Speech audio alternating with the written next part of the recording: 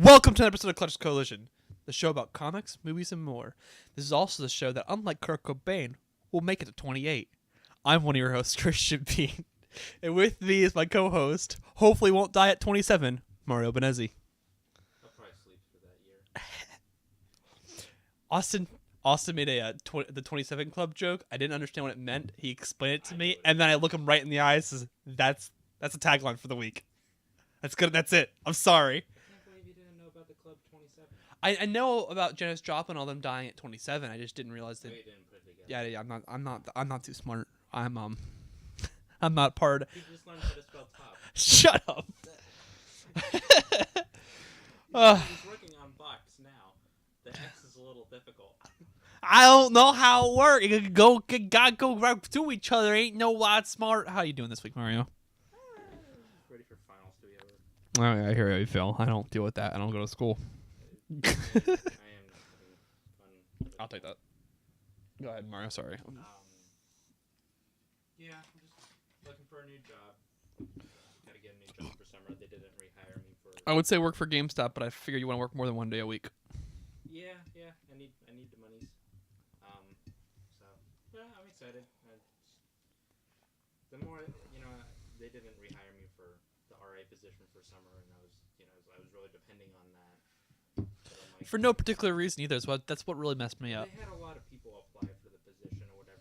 And But you have seniority. You don't have to be trained. Like, you're fine. You did it for. This is what, your third year. If you I've been with them since 2015. yeah, but if you did it for summer, it'd be going on like 2.5 years, wouldn't it? Yeah. Like. Well, one of the reasons was I didn't have my classes picked up for summer. And it's like, okay, well, I literally just paid off my semester, and I'm waiting for my professor to give me access to my practicum. I'm doing everything on my end that I can possibly do. But you know what? The more I think about it, the more I'm okay with it. Yeah, no, I don't blame you. I feel, other than the fact that, I desperately need to get a job within the next 3 weeks. You'll get one. Yeah. We'll find somewhere. I think I'll be fine, but I'm okay with it. We have a couple friends we could talk to get you a job. I know one person in particular. You'd be working with food, but I know you can get a job. Yeah. I just feel so much less stress, and it just feels freaking wonderful. And then you'll start working again, and it'll all go to Well, I'd rather work a job that isn't housing. Yeah, I hear you. Because I hate this job. I love this job. I hate this job. I've told my mom on several occasions. I love this baseball. I hate this baseball. I think being an RA, it has its benefits. It looks good on a resume and stuff, but it was probably the worst decision I've ever made. I hear you. I'm glad I didn't make the decision. By not making the decision, I'm glad they denied me. Because that would have been interesting, me as an RA. Yeah, that would be a thing. All right. Let's get into the news. But nothing with you? It's a week, I closed by myself for the first time ever as a manager. I got to visit you. That's all right. I was busy. I read comics the entire 6 hours, I think it was. 6 hours I was alone. I read comics the entire time. I had maybe 5 or 6 customers come through the door. Okay, more, but what? Nothing else. So it was fine then? Yeah, it was fine. It was slow. I didn't do anything all day except for read. That sounds pretty good. Closing went so well. Closing went so well that I thought I messed something up, so I spent 10 minutes trying to figure out what I did wrong. Coming to the conclusion I did nothing wrong. It was just a really good close. Are you sure? Yeah, I'm positive. Don't worry. They would have told me by now. Oh. I would be the first person they would tell. Oh, the puzzle story was funny. Oh, yeah. Okay. This is worth mentioning. Okay, so for those of you who wonder why GameStop is a stupid company, I'm going to give you a little insider insight. So, how they work when it comes to their figurines and whatnot, except for Pops for some weird reason. When we sell a certain amount, they send us more because they think that there is a market for it. Now, wouldn't be a big deal if they, pay attention. A great example is that a guy came in and in one transaction bought all of our Garbage Pail Kid minifigure things. So you would think, okay, they would send us another one because we just sold a whole thing of it. Might as well send another one. You never know. Yeah, that makes sense. But instead, they sent us like 3 or 4, and they're just piled up in a corner. We haven't sold one in like the last 6 months. So this is how they work. So someone that works for us, mind you, comes into the store, and they order online through our system one Legend of Zelda puzzle. She thought it was cool. She wanted a puzzle. So she ordered it. I get a picture. She gets it in the mail a couple days ago, and we got a picture today of a shipment we got in of like 10 boxes of Legend of Zelda the Legend of Zelda puzzles, just stacked up against the wall, and all because someone bought one online through our store. One. We're never gonna sell these. We might sell 2 and they'll go on sale. So no, we're not. So Mario told me what we should do is that we should all chip in a little money, buy one of them, and every time she walks into the store, throw puzzle pieces at her.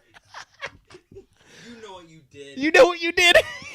So you like puzzles? A part of me hopes Aaron's listening to this just to know that, yeah, Aaron, I'm thinking about it. That's a great idea. One collective puzzle we can all throw at you. About 10 or 15 pieces for each employee. Just random points throughout the day. Just a puzzle piece to the forehead. She would get so mad so fast. She'd get so frustrated, and I would love it. Like puzzles, huh? Nerd! So your fault, nerd! I don't even know where we're going to put them. I have no idea where to put them. I am looking forward to going into the store and seeing where my boss put them, because it's going to be somewhere stupid. We're never going to sell them! Alright, yeah, so that's been my life. Other than that, it's been slow. I haven't been doing much of anything. I've been trying to finish a bunch of stuff. I've been stressed, and I'm ready for... I'm just ready. Yeah, I am in that. Oh, tomorrow's record store day. I'm going to do that. Is there a record store nearby? Yeah, there's one in Pompano. That's a drive. I just take the train. Okay. When are you going? My afternoon. Oh. Anytime before 7, because I have a thing I gotta do at that time. If I have the time on my I'll might go with you. Okay. Yeah, I'm trying to get the. If they're doing a picture disc. if they're doing a sale, I want to buy a tool suit, or 2 or 12. Not even 12 albums out. It's like 7. They got coming out in like a Venom picture disc. Who the hell listens to Springsteen? I know, I'm screwing with you. All right, so first bit of news is that David Filoni announces that Star Wars Rebels Season 4 will be the final season of the series. He mentioned that the final episode will not show anything related to the Rogue One final battle. The ending will be of its own. The final season will premiere in the fall with 15 episodes, plus a bonus, plus bonuses. I'm pretty looking forward to it. I mean, it sounds like Warwick Davis is gonna be in that. Yeah, as Ruck, which is pretty cool. Rook. I don't know how to pronounce it. I don't know the tone. He was looking at the Ewok in Return of the Jedi. Mm-hmm. So I'm interested to see where that goes. And I think he also shows up in a couple other Star Wars. I don't know. Rook's an Ewok, right? No, I thought you said he was the Ewok. Who was an Ewok? Oh, I don't know what I'm talking about. I'm tired, dude. I don't know what I'm talking about. Crap. There we go. He also played one of the bankers in Gringotts and Harry Potter. Oh, yeah. That's the short guy. And then, was it Professor Flitwick? Yeah. See, both? Yep. No way. Well, this was a short supply of tiny actors? Come on. You could have just stopped at short supply. I don't know if you're laughing at my jokes more because you're tired or because I'm just really funny today. You're particularly funny today. It's been a day with me and you. Beat themselves A up. little insight about what he just said. So we were talking. Someone was talking about. Austin was talking to his younger brother, and I guess he was playing Black Ops 2, and I make the joke, Call of Duty Black Ops 2, And Mario asks Black Cops, do they beat themselves up? And I just started laughing. I don't know why I found it so funny. I just found it hilarious. It's so mean. It's awful. Speaking of awful, Star Wars Battlefront 2 has been announced to not have a season pass, with the official release of the first trailer and the release date being revealed to be in November. We are now being told that there's going to be no season pass for the DLC, which either means that there's going to be that all additional content will be free, or it'll be as one of those pay as you go kind of deals, or maybe a mixture of both. We don't really know. I know Titanfall 2 did something like that, and I think a lot of people were just like, no one really cared. Splatoon kind of does something like that in a way, but I'm curious to see where that goes. I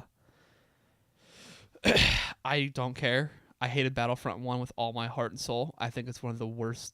I just think it's awful. It's just terrible. You can't even say it's one of the worst Star Wars games because there are far worse. I don't. It's one of the worst high. It's the worst high budget Star Wars game. Yeah. Out of all the high budget Star Wars games, there's so much potential for it. It's not hard. It's not a hard formula to make. They had a good game.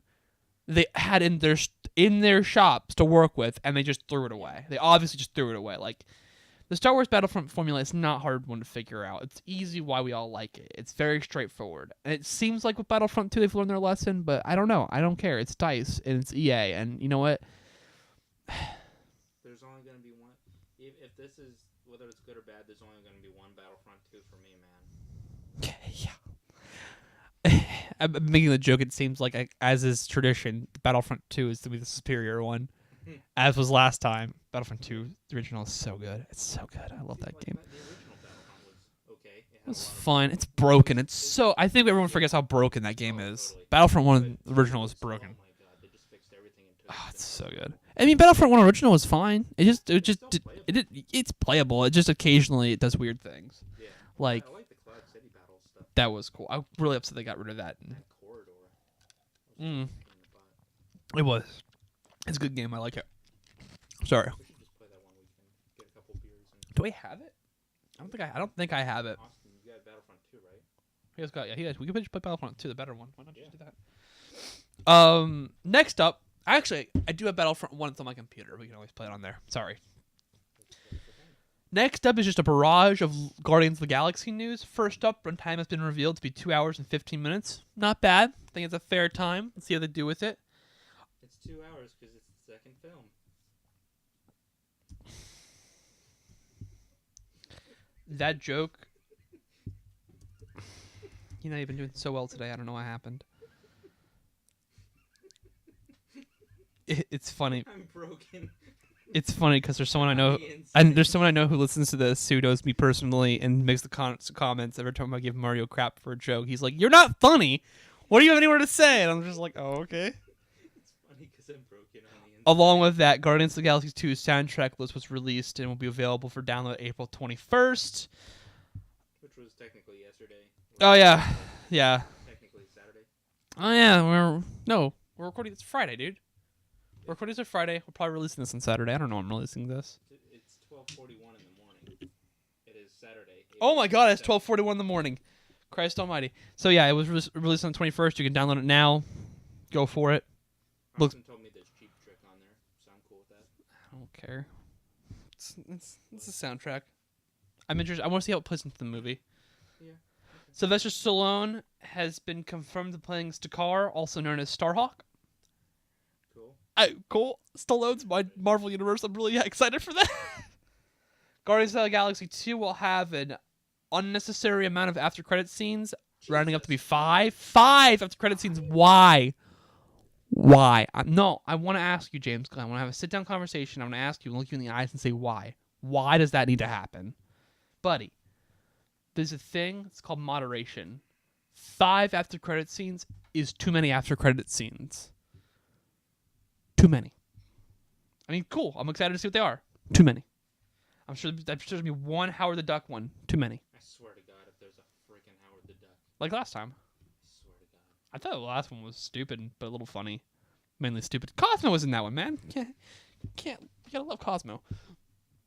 Miley Cyrus will be in one after credit cutscenes and be voicing a character called Mainframe.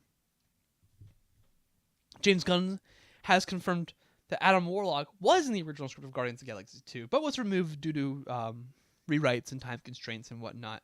But it has been confirmed by Kevin Feige that he will show up in Avengers: Infinity War, and he will not show up. My bad, misreading something. Guardians of the Galaxy 3 has been confirmed by Guardians of the Galaxy 3 has been confirmed by James Gunn, who will return to direct it. Gunn and Feige has also had the idea of Warlock most likely appearing in Guardians of the Galaxy 3. Gunn has also said that Guardians of the Galaxy 3 will make the end of the current line. Will be the end of the current lineup of Guardians of the Galaxy. The third movie is expected to be released sometime in 2020, unlike my vision. No. There's a collective sigh in the room. It was beautiful. Beautiful. That's the Guardians of the Galaxy news. A lot, considering the movie's like what? Like 2 weeks out. Really? Is it 2 weeks away? God, it's 2 weeks away. 13th? 13 days. 13 days. High five. Midnight release. Yeah. Do that. I'm excited for that movie. I love the first. I mean, I have a special place in my heart for the first movie. I thought it was really well done and really smart. It's the same thing I have a problem with Frozen, just the oversaturation of the market with it. It's just like, guys, well, unlike it's fine. but at least with Guardians of the Galaxy, it has something going for it. Frozen was just like, at least with Guardians of the Galaxy, it was an original, like it was the most original of Marvel movies. Frozen was the most generic Disney movie you could have possibly. It's as generic and as trotting as Zootopia. We made it's fine. It's okay. It kind of shoots itself in the foot. Really bad. It tries to get me sexually attracted to a gazelle, and I'm not okay with that. Not okay with that.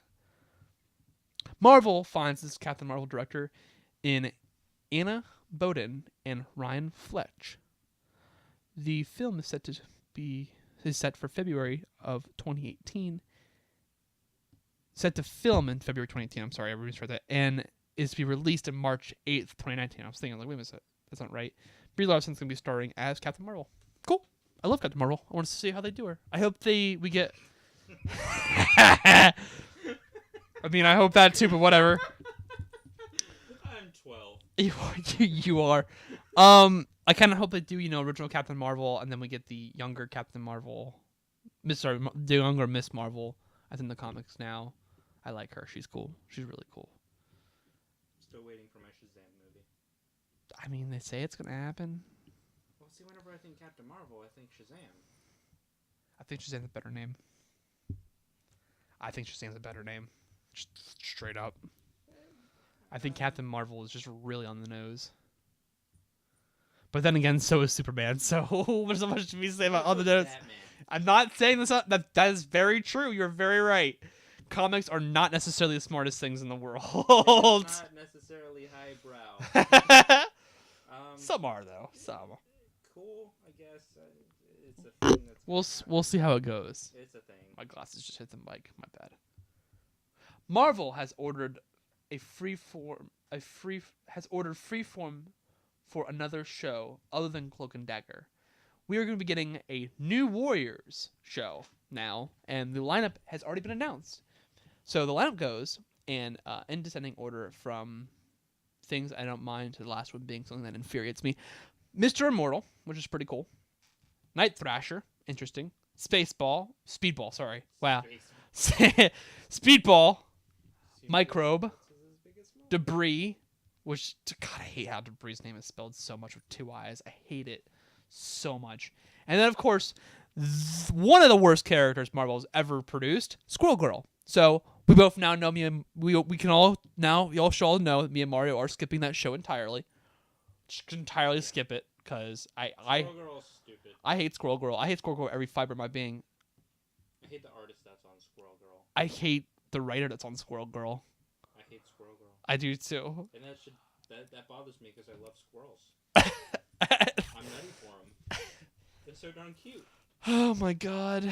This is not the show for highbrow commentary. This is just the show of us saying nonsense for no reason. That's my life. Next up is that we got a genie for Aladdin, but unfortunately it's Will Smith, so take that for what you will. Oh my God, I wonder how gonna be. Oh, it's You're having him, a black man, play a genie who is an eternal slave to an almost white milking man? Yeah, that's not racist at all. You do realize that Aladdin's Middle Eastern, right? Yeah, I know, but in the cartoon, he looks pretty darn white. Well, yeah, it's old Disney. What can you do? Well, somebody's gonna have something to say about him. I have something to say. Will Smith shouldn't be my genie. Can we get something funny on being my genie? Hashtag not my genie. Hashtag not my genie. All right. Next up, Call of Duty's next game is going to be called Call of Duty World War II. It's been revealed that the game is going to be going back to its roots, to the classic World War II area, obviously. We'll be getting a live stream with more news on April 26th, so just a few more days. There we go. I mean, it was bound to happen. Infinite Warfare did not get the reception they were looking for. They've been getting like worse and worse reception for the last few games because of everyone like, we don't want this. Go back to what you're good at. You're barely good at that. So we'll see where that goes. I wanted to put it in because I thought it was interesting. It's basically the development team going, yeah, you know what? Future stuff is stupid. We'll stop there. Next up, it's finally happened. Dwayne "The God" Johnson and Jason Statham are finally getting a movie together. But unfortunately, it's going to be a Fast and Furious spin-off movie. I'm not saying Fast and Furious is bad. I'm just saying that these two juggernauts could be in something much better than Fast and Furious as just a film. I just want to see a buddy cop with Dwayne "The God" Johnson and Jason Statham. Just want that. I think it'd be cool. It's going to be written by Chris Morgan, which is pretty cool, I think. I don't know. I don't really know him off the top of my head any works he's done. Yeah. So that's the thing. We're getting a Fast and Furious spin-off movie. Hopefully it's better than Tokyo Drift. Moving on. Yeah, I never did the Fast and Furious movies. They're good for what they are. Stupid. They're stupid popcorn flicks. But you know what? They're fun stupid popcorn flicks. I like a good popcorn flick. They're normally not very insulting. Like, they're dumb, but they're like, they know they're dumb. So, I mean, Gal Gadot's in them. she's really cute. Wonder Woman's great. That movie is going to be such a train wreck. The X-Files is getting a 10-episode 11th season, which will start production in the summer with an early 2018 speculated release date. I never watched the new season. Never got around to it. I really wanted to. I was rewatching the series. I just never could get to that point. I just don't want them to keep milking this till it runs. Apparently season 10 was fantastic. Yeah. And as long as they keep up quality, I don't mind them keeping it going. There's no problem with milking a franchise if what you're milking is good. Yeah, as long as the quality, as long as the material is quality, that's all that really matters. I mean, like, they've been As long milking. as there's a market for it. Yeah. I mean, they've been milking the Star Wars train for how long now? 40 years. Yeah, we're doing fine right now. So as long as it's good, they can keep milking it. Dark period for a solid 20 years. The Empire took over. It was a whole thing. Talking about the prequels, but okay. That's what I was talking about too. But thank you. Oh my god, that was almost. How old were we? I remember being. 99 when Phantom Menace. I remember being like 6 when I felt like 6 or 7 when I felt like insulted seeing Attack of the Clones for the first time. I looked at the movie. I'm like, I'm not that stupid, you know. I watched the movie 4 times, hoping that I would like it, and every time I came out hating it just a little more. You also fell asleep in it. Huh? Didn't you also fall asleep Yep. in it? Yes, I did. And what I was showing is I fell right to sleep halfway through, just right to bed. Dad, I can't sleep. Let's go see Attack of the Clones. Okay. So part of the movie's boring and stupid, and I hate it. It's the worst of the prequels. The worst. Okay. So this next bit of news is really interesting. Because I feel like it just kind of speaks to the kind of country we are in and how we look at artists as just a commodity. So buckle in for some political nonsense for this next bit. I'm sorry.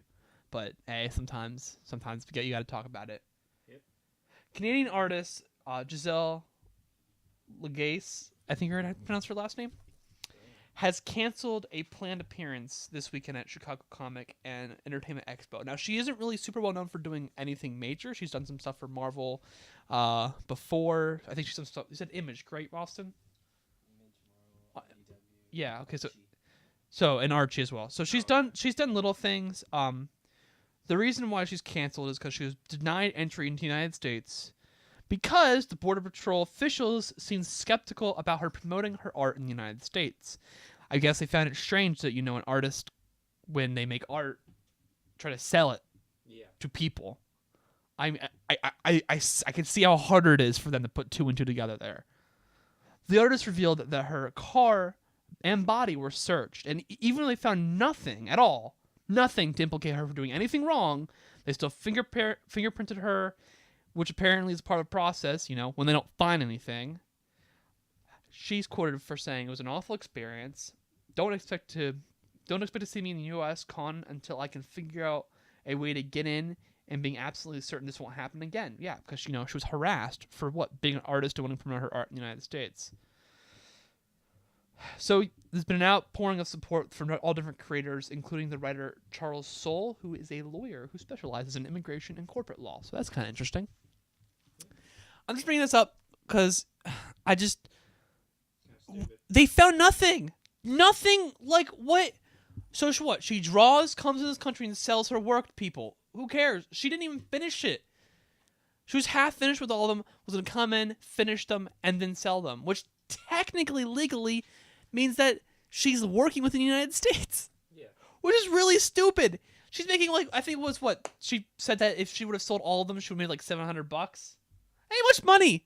Calm down, border cops. Yeah. You're one step up from being a rent-a-cop. Why don't you calm down? You're guarding the wall of Canada. I'm sure those Canadians are going to invade us soon. I'm sure we're so scared of the Canadians. No, you're misled. Canada isn't real. We Americans have a very nice hat. Thank you. I just don't. God, there's just so many. There's just a layer of bullshit here that I just don't. I don't know where to start. First up, I understand. Okay, what are you doing in the United States? Oh, I'm going to a convention to sell art. Oh, are you a famous artist? No, I make comics. Oh, okay. Can we have ID? Sure.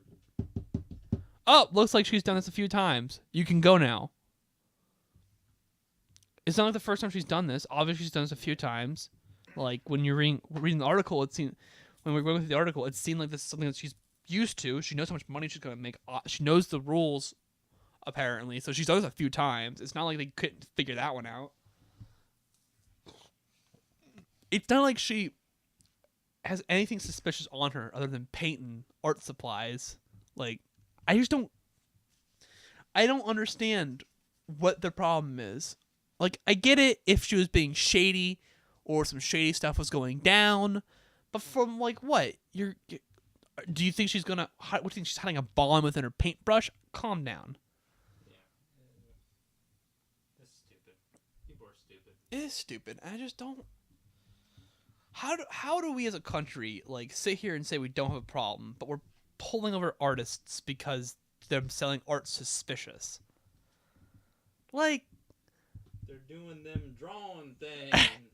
You know what? It's witchcraft. They're making things appear on the paper with sticks. You know what they say? First you start with reading, and then you get into drawing, and then you get into blowing guys' penis and blowing up 9/11. I don't know, dude. Crazy rednecks are gonna be crazy, bro. We get derailed so easily.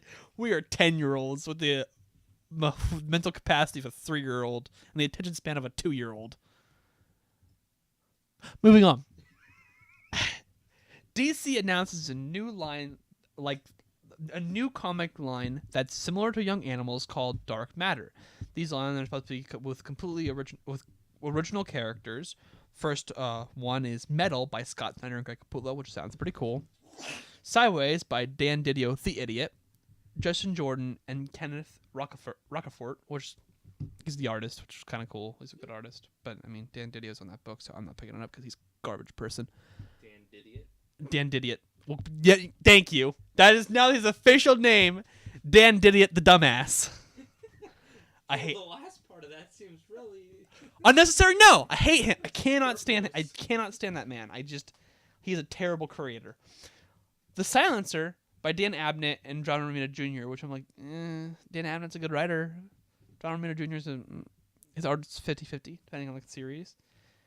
The Immortal Men by James Tyrion IV and Jim Lee, which probably gonna get that because I love Jim Lee's art. And Damage by Robert Venditti and Tony S. Daniel. But that's a pretty good team. Yeah. Depending on what they're about, because I don't know what any of them are about. That's the thing. They have little snippet things like the Immortal Men are about men that are immortal. Like, no, duh. You can't see my face, but it's just like sheer, really. Metal sounds cool, but mostly just because The teams, that's a good team. and the logo looks pretty rad. Yeah, I'm actually. Snyder and Capullo's run on Batman was pretty good. I don't think it's as good as everyone says it is. I think Snyder writes Batman to be a little bit too much of a whiny baby. I think he writes him a little bit too much to be a whiny 3-year-old. But I do think he's a good writer. I think he's great on Batman, All-Star Batman. That's where he belongs. He does really well on there. Them as a team is really great. I love Capullo's art. I adore Capullo's art. I think he's a great artist. So them working on an original concept together sounds great. I would love to see Snyder create his own character, and I would love to see Capullo draw it. We got to see their own. They created their own villains for Batman. They were fantastic. Like Court of Owls was really cool. Mr. Bloom, though no one liked that series, was a great villain. I thought it was really fascinating. All right, Mario, it's your go now. Let's do these comics. All right. Well, first up we got Archie. Don't number hurt 19. yourself. Continue. We got Archie number 19, written by Mark Waid and art by Pete Woods. How's that, Archie, bro? It's good. It's good. It's really good. It's really good. Yeah. Really, really good. Yeah, we got some nice bonding stuff with Jughead and Veronica. Mm-hmm. Archie and Veronica are back to feeling things for each other again because the whole going away to another country. Yeah. Archie. So Veronica's dad is a complete dirtbag. Well, we already knew that. But no, because he tried to have his daughter arranged to be married to keep her from Archie. I know that Archie boy's dangerous. He's wholesome and whatnot. We can't have any of that. Yeah. Last I heard, he drinks 2% milk. Oh no! The monster! Yeah, it's good. I like this series a lot. That's good. You mentioned on Facebook that you can really to enjoy this Archie verse that they're creating. Yeah, because they're doing a book about Moose, which is the And Squirrel? Moose and Squirrel? I love Moose and Squirrel. Get out of here. Rocky and Bullwinkle references. Come on, man. Gotta give me that one. Moose is the dim-witted football player that dates Midge. I don't know if he's in Riverdale or not. Yeah, he is. He is? Yeah. Okay. Yeah, they're giving him a one-shot, and Reggie and Me's almost finished. I don't know what's happening with Betty and Veronica. I think they Canceled it? I don't know, because I haven't seen anything past the second issue. And then I dropped Jughead because they had that stupid artist that's on Squirrel Girl, and I just can't. I mean, that artist isn't on there anymore, but it's just like, Which is sad because I was burned. you were burned. I shouldn't want to drop a comic that focuses on a lazy teenager that loves cheeseburgers, because that is me. That is me. It is you. His dog's named Hot Dog. It is pretty great. All right. But yeah, that's all I got. Next up we got All-Star Batman number 9, written by Scott Snyder and art by Afua Richardson. So the All-Star series for the most part has been really good, right? Mm-hmm. I've been praising its name from issue 1. This is the first mediocre issue. I just felt this was really, really flat ending to an all-around pretty fantastic story with some great characters and some great moments. I felt that the reveal who the final villain, who the actual bad guy is, it's just super cliched. I'm like, well, yeah, I guess. Like, I got to the point, like, well, yeah, I guess that makes sense. But I don't know. I was hoping for a bigger show, or maybe a villain I wouldn't expect. And I'm getting burnt out by this particular. I won't spoil it for anybody because I want y'all to give it a try. Try for yourself. Make your own opinion. I've been getting a little spoiled with this particular character, so when I saw him again, I'm like, oh, okay, all right, I guess it's fine. I don't blame Snyder so much as I feel like he made this really good story and everything. It makes sense. It all ties up. I just think I expected a little too much of this ending. This does end pretty abruptly. Like it's a very quickly tied up ending. I don't know. It's not that it's bad. It's just a little. It could have been much better. It could have been much better. The second story was very good. It was very, very good. I don't know. It's not bad. It's just I wish it just done better. That's all much I can say about it. Can you stop that? Don't rub that against. Let's go to the next one. Nerd. Next up, we got Aquaman number 21, written by Dan Abnett and art by Philippe Blair. I liked it. Yeah. That's fine. It was pretty rad. It was pretty cool. Aquaman and kind of a space thing going on. Yeah, I mean, I don't know. I went through the next issue goes. The ending to this issue was just kind of like, oh, well, that just happened. Okay. So can Darkwater just be anybody? Is that a thing that they? I guess that's what they're saying. Because it's a. I mean, we don't really want to spoil it because it's kind of tied to the big. Well, yeah, but that's what happened last one. Like the guy stopped being Darkwater and he was just like, oh my god, it's not me. Blah, blah, blah. And then they kill him. And I'm like, what? So like, I don't know. They mentioned early on Darkwater could be any of us, and I'm like, but how and why? We're all fishy monsters. Oh my god. I guess it's something that I guess if we would have read his introduction and the New 52 Aquaman line, we would know more. But I just didn't read it because I didn't care. The first 2 volumes, and I liked it. I just didn't. It's the same. I liked it, but I'm like, it wasn't worth keeping up with. Yeah. It's just a little upsetting. But yeah, this was a fun comic to read. Yeah, it was great. I mean, not great, but it was fun. I enjoyed it. I had fun with it. That's all that really matters. Next up, we got Batman number 21, written by Tom King and art by Jason Fabok. This is the big one, folks. This is part 1 of the Button. I think my favorite part of this issue was the fight between Batman and Reverse Flash. Yeah. Because there's a particular moment in the book, and it's just so cool. It's just Batman's like, I can't beat you, but I can easily stall you. And I'm like, yeah, boy, you do this, Bats. You do it. You be the Batman I believe in. It's a moment. There's actually a moment in this comic that broke my heart. Oh, I know what you're talking about. Broke my heart. There's a moment, something Reverse Flash does something that just legitimately hurts me. He spits on Batman. No. Literally and He he metaphorically just spits on Batman. He physically does too. Yeah, well, he also metaphorically spits. I was genuinely like, oh my god, it's just so cruel and so unnecessarily cruel. It's Reverse Flash. He's a villain. I get it. All right, but it didn't need to happen. He's evil. Every villain is Lemons.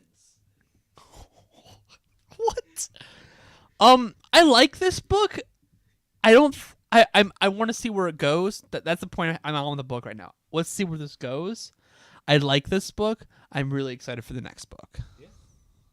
I mean, not a lot happens in the book. But man, it feels huge. Well, the whole ending bit, like the whole last third of that book, is just a series of oh no. The series of 9 panels thing that happened in the book really works well for this. Fabok's a great artist. Let's just put that out right now. Like this a lot of our praise is going to be going to Fabok. Going, dude, you're just so good. Yeah, you're so good. Like what is it? Just. I would also like to have on record that this is the first time I've ever read a Batman book before a Superman book. I read this before I read Superman. I'll always have on record that's never happened to me. I always read Batman first. Well, you know what? Hey, I'm just saying. You know what? Just saying. Next up, we got Batwoman number 2. And it's written by Marquis Bennett and art by Steve Epting. That did come out, didn't it? I read it. What happened? Oh my god, did you read it? I did. What happened? Wow, that's bad. I mean, you can't remember what happened. Oh no, yeah, that's right. It was boring. I don't know what to tell you guys. I don't remember much what happened. To be perfectly honest with you, it was not Like I remember reading it. I remember getting to the end. I remember looking at myself. I remember like putting it down, going, "Well, that was all right." Like I just kind of struggled. Like that was fine. It's mediocre. I remember the ending really well because I'm like, I got kind of excited. I'm like, oh, this is really cool, and then it like ends, and I'm like, oh, this is all right. I guess I kind of want to see where it goes. I love Batwoman as a character. I don't know. It's just our book's not very interesting. It's kind of upsetting to say. Like, it's pretty bad with only one when a book in the Bat family, and I can't really remember fine details of the plot. Like, you know something was wrong. Something went wrong there. And Batwoman number 1 was fine. Was pretty good. I liked it. This one it didn't wow me, and I'm getting a little worried now. You know, like this is the book I start getting worried. Issue 3 is when I start questioning whether I should keep picking up the line. The answer is going to be yes, because it's me, and I love the Bat family a lot. So I'm an idiot. But that's how Bean rolls. Yeah. But yeah, I don't... you know what? I'm going to be honest with y'all. Just don't pick it up. Don't worry about it. Wait till it comes into trade. When the trade comes out, I'll let y'all know whether it's worth getting the first trade or not. For right now, don't even bother. You just don't put the money into it. Even if you like Batwoman a lot, I'd say don't worry about it. Unless you're like a hardcore fan, then I say go ahead. You're not gonna be offended. You're just not gonna be very interested. That's all you got? Yeah, I mean, like I said, I don't really remember what happened in the book because nothing really happens. It's just okay. Yeah.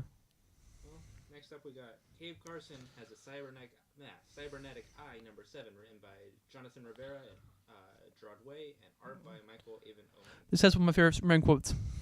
One of my favorite Superman quotes. Like, yeah, it's just I loved it. I thought it just summed up the character very well. Superman tells Cave, you know, he has to be strong, and you know, Cave does what everybody else ever does. It's like strong, easy for you to say. It's easy for you to say. It's easy for you to say, considering that you're sorry. Easy for you to say, considering that you're Superman. And he looks at Cave and he says, "Superman isn't my title; it's my challenge." And it's just a really great line. And then he continues going on and saying, "I have to live. It's like it's not something that I am. It's something I live up to every day, and I have to continuously work on." And I'm like, that's a great line. Superman isn't my title; it's my challenge. It's just exactly what the character is. It's his biggest challenge is being Superman, and I'm like, that's really cool. I liked it a lot. I love this book. I think this book's great. I also love the title. Did I ever tell you the story about the time I saved Superman? Because he does. He saves his life. I thought it was great. Awesome, you got that with you, right? Cave Carson. Yeah, would you mind if I flip through that? Just I want to see what his art looks like. The art actually it looks like of all seasons Superman a little bit, just a little bit. Because depending on, I don't know, do I have to have read the other parts? Yes. To get it? Not really, but like. No, yeah, you do. Yeah, you would, because the whole second half of the book, you just get this moment where you're just like, what the hell's going on if you haven't read anything else? Let me flip it to the page. Why is there a rabid raccoon? I mean, if you read the rest of the series, like I told you to, like I've been telling you for a while, to pick up that book because I know you would like it, but no, don't listen to Christian. Christian doesn't know what he's talking about. Christian only reads good comics. You also... You also made a mistake in here, Austin. I'm not picking up Deathstroke. Don't worry about it. It's fine. I just noticed that. They censored a penis. We're afraid of male genitalia. We are a society afraid of the big D. Come on. You flipping through a comic and looking at it does not make for interesting podcasting. Yes, it does. You can skip listen very carefully. Skip the Deathstroke because I'm not paying. If you listen very carefully, you could hear the turning of the pages. Yeah. Maybe, I don't know. Well, next up we got Green Arrow number 21, written by Ben Percy and art by Juan Ferreira. I really love the Green Arrow comic line. I think I've been saying this every issue, and I'll keep continue saying this is a really, really, really good series. And this issue especially, I'm just really excited to see where it goes. It's just been kind of building up to this like major big thing, and now we got this new like this villain we've had. The president of Queen Industries currently, and just people call it the Four Horsemen, and just it's building up to this big like apocalyptic level event, and it just this villain basically in the beginning just bragging is like I've destroyed Oliver Queen, I've destroyed Green Arrow, I've destroyed Queen Industries, and now I'm just going to destroy Seattle. I'm like, dang, this get dark, homie. It's beautifully drawn. It's really interesting. I just really like this series, and I've said I'll bet 100 times, and I think it's only fair to warn people that this is a series that's a little heavy-handed with what it's trying to say, and I'm not gonna lie, like there's times I kind of roll my eyes. I'm like, okay, whatever, but I'm like, it doesn't take away from the fact that it looks beautiful and the story's fascinating and really fun and interesting. Like I like this book a lot, and I can see a lot of people getting turned off by it for its politics, but I'm telling you, stick through it. It's just such a good book. It's so interesting and so much fun, and I just enjoy every second of it. Man, Oliver Queen cracks jokes in this book, man. He cracks jokes. We don't get that in this terrible Arrow show. He's moody and a crybaby. He quacks jokes. I hate Arrow. I hate Arrow with every fiber of my heart and soul. I hate that show. It's ruining a great character. He's diet less interesting Batman. It's like Diet Coke. It's like Diet Coke. No one wants a lesser version of something good. Yeah. No one, except unless you're like the Game Theorists. It's the channel I watch. Apparently, he loves Diet Coke. I'm just like, that's weird. You're a weird human being. Yeah. Let's continue. All right. Well, next up we got Green Lanterns number 21, written by Sam Humphries and art by Eduardo Pensica. I liked it. It broke my heart. A little bit. How many times are we gonna crash the satellite tower into the city? Yeah. Oh, okay. DC, we need to talk. When you have a sit down, heart to heart. The first time we did it was really interesting. The second time we did it, we thought it was really cool. This is like the 30th time that you've threatened to drop the Justice League satellite tower into a city, and honestly, it's not. It's gotten old. It's not scary anymore. It's not gonna happen. We know you don't have the kahunas to do it. They did it once, I think, in an alternate universe. I don't remember either. Look, you don't have the kahunas. We know. We don't threatening it. It's not gonna make it any better. Stop trying. Stop using the Watchtower as an excuse to make us feel. I guess they're trying to make us feel like tension, but I'm just sitting here going, it's not going to happen. It'd be too much. It'd be too big of an event to happen. It should be just like some random satellite, or like the space station, or something like that. Something I feel like could definitely happen, and could definitely be talked about in this book alone. When that happened, I'm like, it's not going to happen. So what do I care?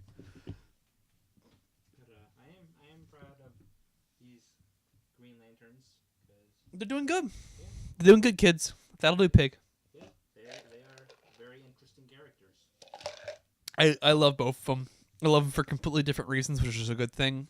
Because in a book, when you have two main characters, people have a tendency to write them as like a duo. Yeah. Humphreys is very good at writing them as individuals, and then showing the conflict of these two very different people trying to work together, but then melding together as partners. And I really like that. If any of you pay attention to solicits, you know that they're going to space to see the rest of the Corps. Because of that, do you think they're going to get Yellow Lantern partners? And how well do you think that's going to go over? Because that's the thing. Remember, everyone's losing their partner and getting a new partner with the Yellow Lantern. They better not split them up. I think. I will be sad. I think they're going to try, and it's not going to work out well. Well, because Howell made it so that their battery is Oh, that's they right. literally cannot activate their rings without doing that together. Yeah. I don't know how he did it, but Hal's got magic stuff going on for him. how is magic? Hal knows more about the Green Lantern rings than I think the Guardians do, to be perfectly honest with you. Backward is live. What? What? Why? Let's just move on. Now I'm just confused. Now you've confused me. I'm a confused bean. Let's move on from here. Next up, we got Justice League number 19, written by Brian Hitch and art by Fernando Pasarin. I've got one thing to say about this comic. Thank God the story's ended. Yeah. Just it's over. The ending is satisfying considering how mediocre the story's been. Just thank God it's over. Just happy it's over. Prepare for the most clickbaity title of a Justice League comic in a long time. Justice League must die. It's like, just like, come on. Hitch, buddy. I know you're not a very good writer. I know you have to lean on cliches. But is that the one you want to, is that the hill you want to die on? Come on, buddy. You're better than that. Not by much, but you're better than that. I just want them to put somebody new on Justice League. Just I put it in. take Hitch is fine for writing characters. Take him away from team books. He just doesn't do very well with them. If it weren't for the fact that Superwoman came out this week, this would be at the very bottom of my pile. But Superwoman it was very close to the bottom. Yeah, I just don't care enough because Hitch doesn't write teams well. He's not very. He's an interesting writer. He just doesn't write groups very well. Just give him an individual character to play with. Let him do his thing with it on his own character. Just give him something to play with. Draws people weird. Yeah, he does. The whole like twist villain thing made me angry because I just thought it was unnecessary and stupid, and it just added padding to an already long. It added padding to a story that was already way longer than it needed to be. But hey, props to him for writing a story that wasn't 2 issues long. It's funny because some of those 2 issues long stories should have been like 5 or 6 issues, and this one story, which is like 8 issues long, should have been like 4 or 3. It was 5 issues. Is it 5 issues long? Yeah. It could have cut out. You could have cut out 2 issues easily from the story. Yeah, easily. But this next one I enjoyed. Nightwing number 19, written by Tim Seeley and art by Javi Hernandez. So, they haven't really confirmed, but are they going for it? Nightwing having a kid? We gonna do it? Oh my God, is Bruce Wayne gonna be a grandpa? That would be He's already pretty curmudgeonly. Oh my God, Bruce Wayne could be a grandpa, and that would be the best. David Wayne as an uncle is horrifying. Horrifying. What are you doing with my child? I'm teaching him the basics of combat. Damien, he's 2 months old. Never too young to learn. I love Damien. I'm teaching him how to do his first kill. Damien, I'm kidding. Kill that bug. I'm kidding. Don't tell them anything. Goo goo. Kill the cat. Kill the cat. I hope they go for it. Yeah. Give Nightwing a family. Yeah, that adds some interesting conflict. Yeah. Defacer's a cool character. She's a good match for Dick. Yeah. Why are you such a child, Mario? I don't Why? know. His name is Richard Grayson. His nickname is Dick. Calm down. Children, yeah. The Lego, this Batman Lego joke. Yeah, children can be cruel. Children can be cruel. The kids call me Dick. Children can be cruel. I don't know how they got that past censors. I don't know how in the United States we were able to get that through. Considering, I just don't. We're weird.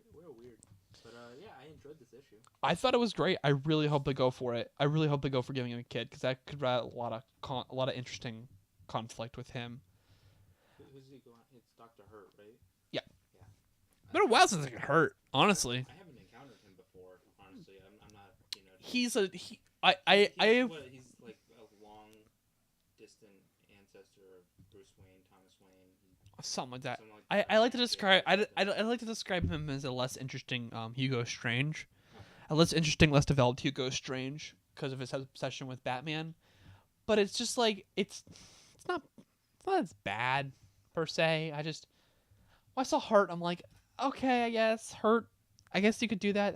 That's fine. Okay, let's Just make it interesting at least. And they have. It's interesting. I like the book. I don't know. I prefer Professor Pig. I think that's more interesting. I like him. He's cool. He's just a cool character. It's just weird when he comes in. You're just like, why? Why are you here, dude? I noticed that series digging pretty deep into a lot of the Morrison-isms for the Batman stuff. Yeah, he is, isn't he? Didn't think about that. He absolutely is. Pointed that out on the DC Comics He's Reddit. really... Yeah, he is. Which, I guess, because it really works well for Nightwing, I think. Works very well for him. Works very well for the character. I'm enjoying this book. I would love to see Morrison just take a spin at Nightwing for a while. That'd be something. Just Nightwing. Well, next up we got some new stuff that isn't DC. It's Plastic #1. I picked this up. Mario ended up reading it. Continue. Sorry, I just want to put that out there. It's Plastic #1. It's put out by Image, and it's written by Doug Wagner and art by Daniel Hillard. Okay, so a little context. We get our comics every week, and when we're there, they have this comics club at Docking Bay, and we like to go in and just hang out, say hi. Every so often, they'll recommend me grabbing something, or we'll sit in and talk for a while, and they'll be like, oh yeah, they'll talk about something, and I'll be interested in grabbing it. Because I like DC, I like Marvel, I also like third parties. I like getting new stories. I'm a big story person. Yeah. I'm as you joke around, I'm a junkie for it. I like a good story. I'm very like it. I can forgive almost anything as long as the story's interesting. So when they told me to pick up 3 different books, we go through all 3 of them. All issues 1 within the first issue of all these books, I've instantly decided like Plastic. I'm picking it up. I'm subscribing. I'm doing it. Right when I finished it, I'm like, I'm subscribing to this book. This book is fantastic. So Mario, I remember you grabbed my copy and you read it, right? Yeah. So, if you want to support me at any point in me describing this book, please go ahead. Okay. So Plastic is basically about a ex-CIA special ops guy who goes crazy and now travels around with his sex doll girlfriend. You heard me right. His girlfriend is a sex doll. I'm not talking about that she's like a doll or where he built. No. I mean like he's just one of those blow up dolls you can buy at a sex shop. Yeah. He's crazy, just straight up crazy, and it's just bananas. The book's bananas, and it makes you super uncomfortable though. It's very uncomfortable. It's very weird. It's very out there. Instead of following someone that's trying to stop him, you're following him. You're following the crazy guy. You're following the sociopath. He's a murderer. He's a straight up. He just murders people. Yeah. He's just crazy. All because they look at his blow up doll wrong. Yeah, all because they flirted with his blow up doll. In their defense, they blow thought up doll. that she was real. No, they didn't. They're making jokes. They're totally making jokes. Was? Yeah, they're making jokes. I thought they were. No, they were being a-holes. Oh. Mm-hmm. I thought they were flirting with the balloon because they thought it was real. No. They're flirting with the balloon as a joke, and that's why I remember when he whoops all of them to submission. One of them calls me a plastic effing freak. Why are you censoring yourself now? I want to. I do. The inconsistency is what makes me wonderful. But like that's why that line was spoken, because they knew she was fake and he was making jokes, and that's why he was doing the bad hitting on her, because he was doing it as a joke. Okay, I thought they were just genuinely bamboozled. No, I'm pretty sure no one's that stupid. I say, but I listen to a podcast called The Dollop that goes through American history, and my God, some of the things we go through, I'm like, we are a dumb country. Dumb country. It's sad. It really is sad. But, yeah, it was interesting. I don't know if I'd subscribe to it. I adored it. I thought it was fantastic. I just thought it was just so weird and out there and just unnecessary, just strange. If I'm interested, I'll maybe, read the next I just like how he just beats the hell out of all of them. Sorry, I got a little carried away there. It just drives away like nothing happened. I'm like, dude! Like, I can't imagine that Docking Bay would sell out of this. Yeah. I kind of wish they would. This book totally deserves it. It's so weird and out there. It's got a hard M rating. Hard M. I mean, I finished it. I looked, because Bobby was telling me any of the books that, I always recommend her the books that I read that she should touch. And I finished Plastic. I just flat out told her, don't read this. You're not gonna like it. You're gonna be uncomfortable. You're gonna make you feel weird afterwards. It's gonna make you feel dirty. It's Mario, because you're a little pansy. And also the fact of the matter is that you went through the book to understand what the hell's going on. I'm kidding. I'm playing with you because you didn't understand that one bit. I'm picking on you. Maybe I'm just used to weird things. No, it's just the concept and how everything happens, and it's all disjointed. You're going through his head. It's all through his point of view, and just how the dialogue works. I'm like, this is just so uncomfortable and weird and just strange. I like it. It's cool. Yeah. If you're into that sort of thing, go ahead and check it out. Well, next up we got Rednecks #1. This is put out through Image and Skybound, and it's written by Donnie Cates and art by Alessandro Esterin. You didn't read this one. No, I didn't. I looked at the art. The art was a little bit weird, but I'm sure it's got an interesting. The art's fantastic. I loved it. I would you believe? I think I've told you, but I'm talking to the listener right now. Would you believe if I told you this is my favorite book of the week? Yeah. I adored it. I thought it was fantastic. I just think that I like how it's written. I like the concept. I like the characters within the first issue it was sold. I like this kind of just this lifestyle they set up in a few panels. They set up a whole world and how they live and exist, and I just think it's really fascinating. I think there's enough. I think Donnie Cates has set up a world that has a lot of potential. And when I say a lot of potential, I mean like a Walking Dead level potential. I mean like this could be huge if he plays it right, if the story goes the right way, if he continues to open this door, you know? Because within a few pages, there's just enough there to where I feel like a lot can be done. Like he introduces one of the family members can just read minds, and apparently it's a thing that some vampires can read minds, which is really fascinating. It's just how they've been surviving and how they've been living. They hint off to like some past things that used to happen that were like this dark time for them. And it's just a lot of it. Yes, it's like but it's cliched. Everyone hunting vampires and they're hiding. Yeah, but this is done in a unique way. You know, we don't get that whole like.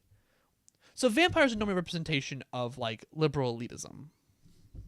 For some of you don't know, that vampires are normally like strong criticisms of liberal elitism. That's why they're sexually open, they're weird, they're European usually, all those reasons. Damn Europeans. That's why like during when a Democrat's in office, you usually see more vampire films, and when Republicans in office, you usually see more zombie films because zombies are very representative of the brainless collective. Yeah, the brainless collective or the Republican Party. It's funny because Bill O'Reilly. Redneck, yeah. God, I'm so happy that he's getting his comeuppance finally.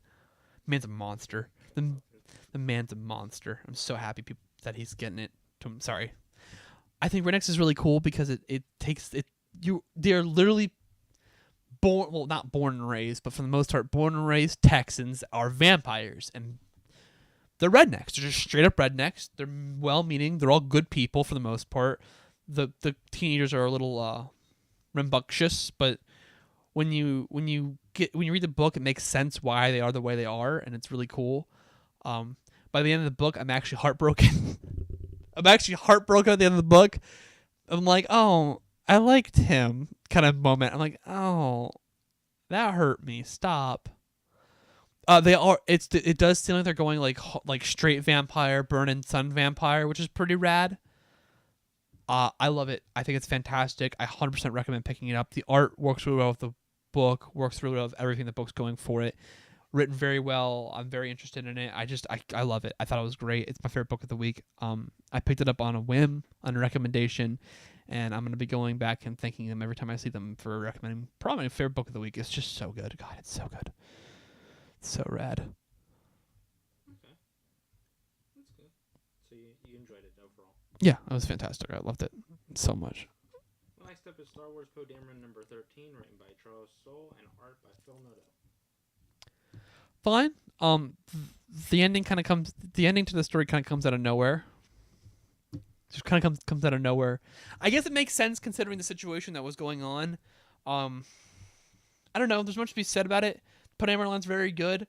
I don't think this issue's bad. I just think it's kind of predictable. I'm like, oh, that makes sense. Yeah, like I don't think there could have been any other way that they could have ended it. So it's fine. It's good. Not much more to say about it. Pick it up if you like Star Wars. If you like Poe Dameron's character, you'll love the book. Poe Dameron's character is like, it's very. What's his name? Give me a second. Charles Soule, very good about knows his character very well, writes his character very well. Really capturing something here, and I like it a lot. I hope this book lasts for a while because I'm really enjoying it. I don't think it's gonna last for much longer. To be perfectly honest with you. Yeah. Because there's only so long you can go before The Force Awakens. So. Yeah. Good. I liked it. Okay. Well, next up we got Super Sons #3, written by Peter J. Tomasi and art by George Jimenez. I like this book a lot. Damien is a little shit. He is. But I do love, though, how Damien puts a nail in the head. John's very upset that he was not invited to the Teen Titans. You know what? And he won't admit it. But it's so great. Every time Damien brings it up, John gets annoyed. I'm like, oh my god. He's upset that he wasn't invited. That is so cute. You know what? What? The Titans could use a super. You mean one that has inconsistent powers and is barely in control? You know what? He's not even a teenager. He's 12. He's 12. At least John isn't a psychopath. True. But is John trained in multiple forms of martial arts? Not yet. Is John a strategic genius? Is John super powerful like his dad? No, he's not. Is John a really good kid with a heart of gold? Yeah, that's great. For the most part, so is Aqualad and Beast Boy. For the most part. Beast Boy little. Poking holes in my argument, little boy. It's not hard. It's not hard. It's very easy, Mario. I love you, buddy. Not hard.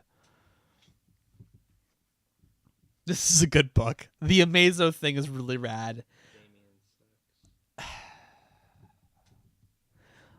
I mean, you know, at least Damien is as the son of Batman. You know, is interesting. John could learn a thing or two about being more like his father. Oh, that's the face of man is very angry with me. Why are you rubbing your beard against the mic? Stop doing that. Even though mine's touching the mic. Okay, we should stop.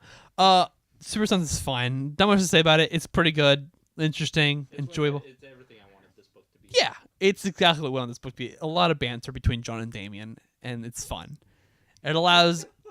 Damien has to ride on John's back. Yes, because he's faster. It's just the best. He's sitting there working on stuff on John's back, and I'm just like, this is the greatest image. It reminds me of that picture that somebody drew of Batman sitting on Superman's back as he's... I can show you the world. No. It's good. Pick it up.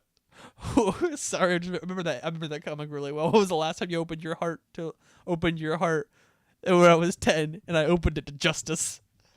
Oh, I love that comic. Continue. Sorry, man. Next up, we got Superman #21, written by Peter J. Tomasi and art by Patrick Gleason. Peter J. Tomasi and Patrick Gleason, and art by Doug Monkey. What'd you think? I liked it. I did too. It's good. The guy who reviewed it for the homepage said that it was worth 2 out of 5 S shields. I'm like, no, sir.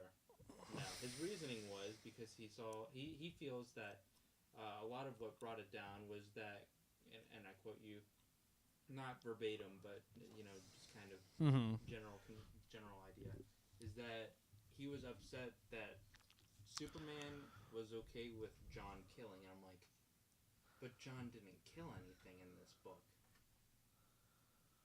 I don't get it. When The monster? When did John kill a monster? Exactly, he didn't kill the monster.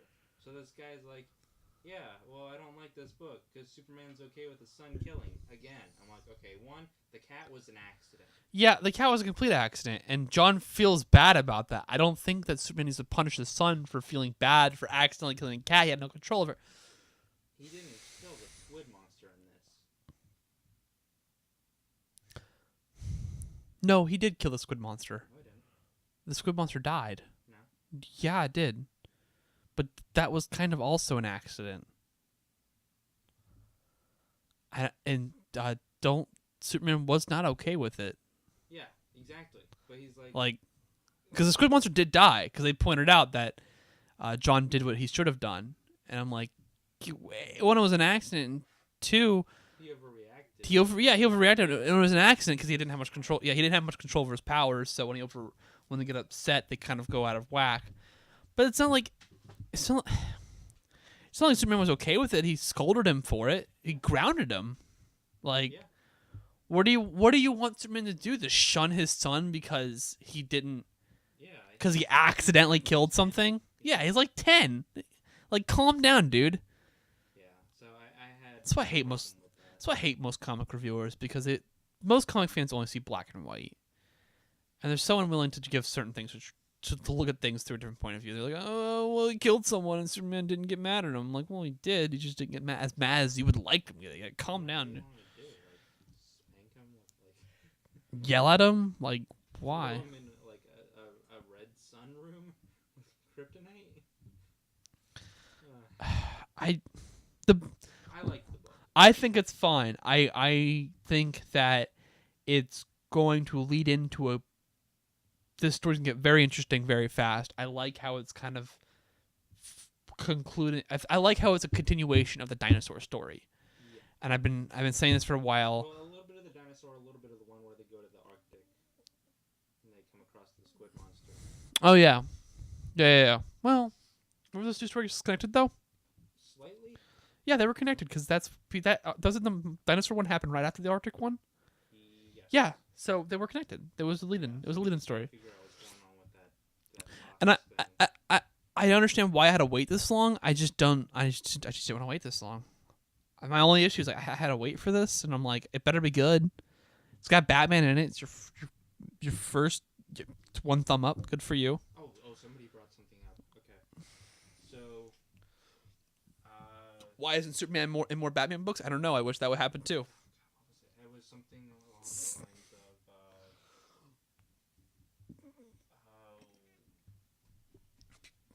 Peter J. Tomasi writes Damian better than anybody's ever written Damian. I completely agree. 100%. Tomasi writes a great Damian. Oh God, I can't remember it now. I'm just waiting on you. I'm eating ice right now. The farmer guys. Somebody suggested that maybe they're pawns created by whoever's the big bad villain from Watchmen, whether it's Manhattan or Ozymandias, created to divert Superman because he's creating the mill and it's stunting his powers. So that means that Superman's got to take more time away from doing good, and he's got to make sure that John's okay. I don't think so. It's just a theory that somebody had. I'm like, oh, that's kind of interesting. I think that in some way it's connected to it. I don't think it's that directly though. Yeah. No, I think it's interesting. I don't know. I don't know how it would play in. I guess we'll see. I'm not against it. I'm just not 100% sold on it. All right. Well, next up we got Superwoman number 9. And this is written by Kate Perkins and art by Steven Segovia. And as always with this book, me and Mario are split opinion-wise. I think it was garbage. I thought it was fine. The only cool parts were Superman and Atomic Skull, and that's because I have a soft spot for Atomic Skull, and I adore Superman. I kind of get where she's coming from, where Superman's coming from. Like, I kind of get it. I kind of get what she's upset about. I don't think she should treat Steel like that, but I mean, it's not terrible. It's not the worst thing ever. Why is he still with her? She does nothing but walk all over him. She treats him like a doormat. Well, he acts like a doormat. No. Whoever, like, the people who have been writing this book have cut Steel's balls off, because he used to be a badass character, and now he's a little wimp. When was the last time he stood up for himself? What was the 80s? He wasn't around in the 80s. I'm sorry. What was the 90s, wasn't it? Yeah. That was in the 80s, yeah. I'm sorry. I don't know, man. I don't hate it. I don't like their relationship. I agree. I think she is. I don't understand why he's with her. She is an unlikable bitch. Yeah, but she's completely out of character. I have never disliked a Superman family character this much. I agree to a point. she's completely out of character for this character usually is, but I think what I like about it is that I feel she's interesting. I feel she's the Nightwing to feel she's becoming the Nightwing for. Hear me out. She's a lot like Nightwing. What Nightwing is to the Bat family. Nightwing is completely different. Instead of being dark and brooding, he's more light, more color. He's more out in the open. He's more the superhero by day. You know, he looks up to Superman as an idol. He looks up to Robin as an idol. He looks up to heroes that work in the light. But he was trained by a hero that works in dark. Superwoman is the opposite. Superman, instead of someone who's usually pretty solid with their convictions and knows clear right and wrong and is normally well in control, she's not in control. She has a lot of problems with staying in control, and she has a lot of problems dealing with being what this is. A lot of her internal struggle is being this powerful and not knowing what to do with it. And now that the power is taken away, she's confused what to do with that because she's inspired a lot of people, but now she can't follow up on it. Now people are going to expect her to help, but she can't help because she doesn't have any powers.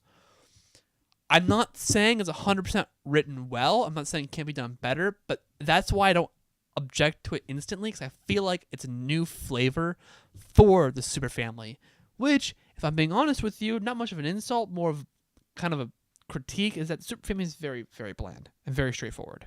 They're not bad. Yeah.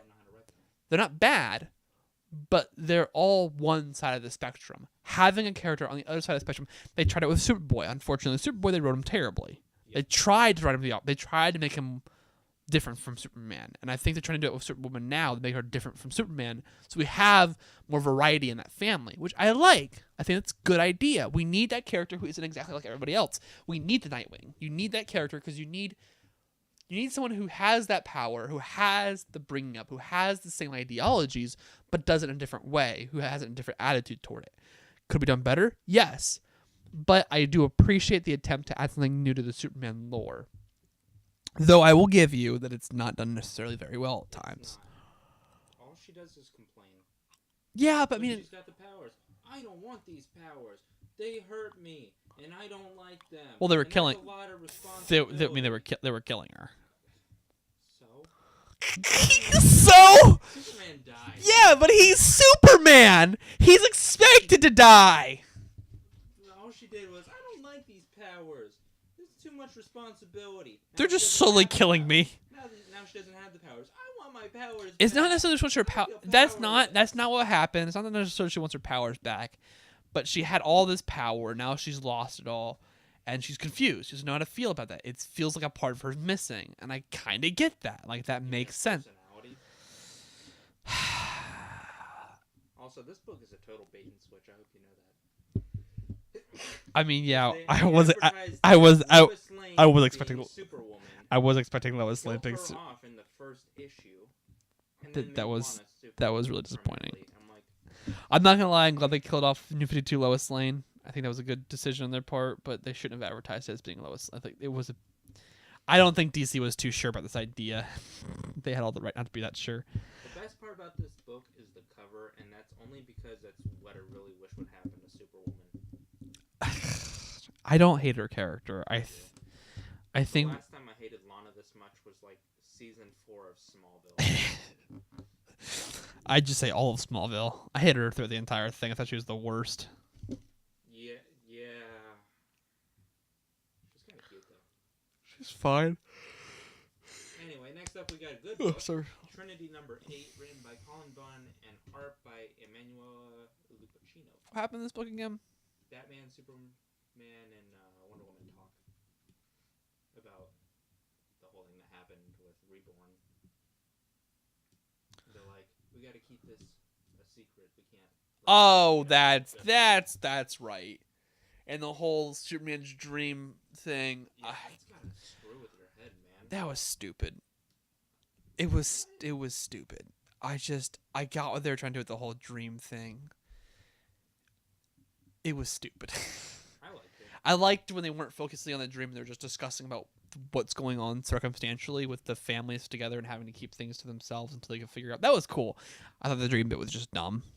I'm like, I don't care. Oh, or the internal struggle of who he was and who I'm like, I've had... How many different books have I had to deal with this? How many different Superman titles have we touched this on? I can't think of any. We touched it in the New 52. We touched it early on within Superman mainline. We dabbled in it in the New 52. During action, with the fight of Doomsday, they dabbled on it. They touch on it in New Superman. They touch on it in Superwoman. They've touched on every single book except for Supergirl. Yeah, but that's the duality of having.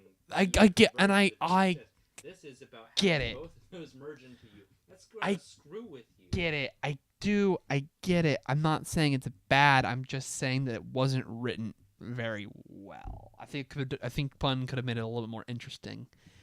I just wasn't interested. I'm like, this is fine. It's all right.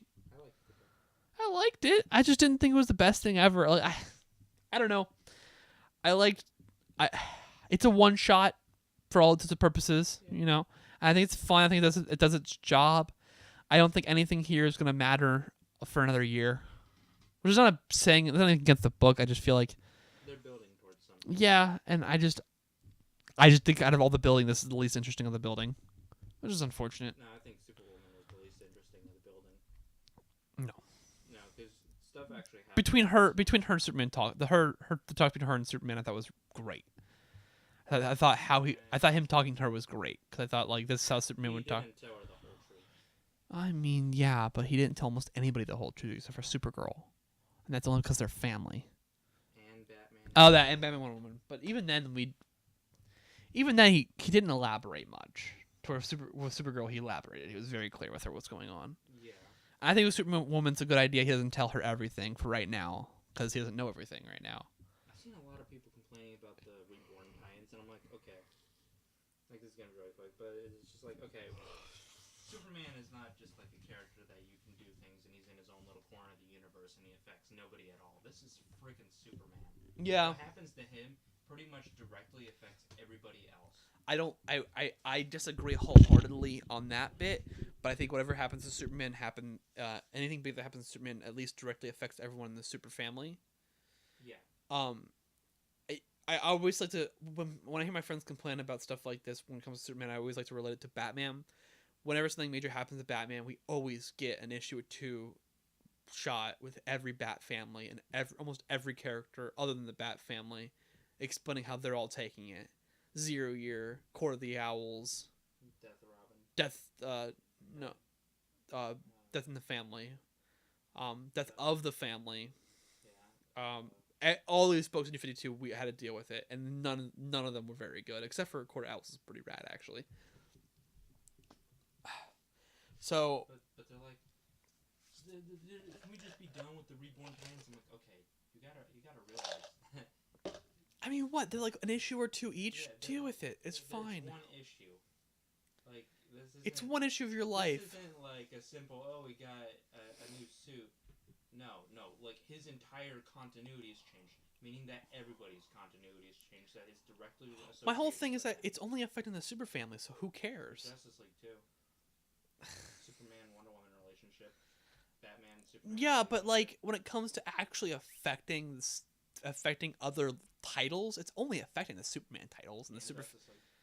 No, it's not, dude. You're kidding yourself if you actually think that anybody reading Justice League have felt the effects of Superman merging to one person. The only people this affects is super family people. That's all this. Like, there's a reason why the one shots have only basically been the super family. I think they're getting one for Justice League. Cool. The Trinity one was fine. I like how Batman pointed out we don't know what's going on, so I'm not going to really worry about it right now. I'm like, yeah, that's how Batman would do it.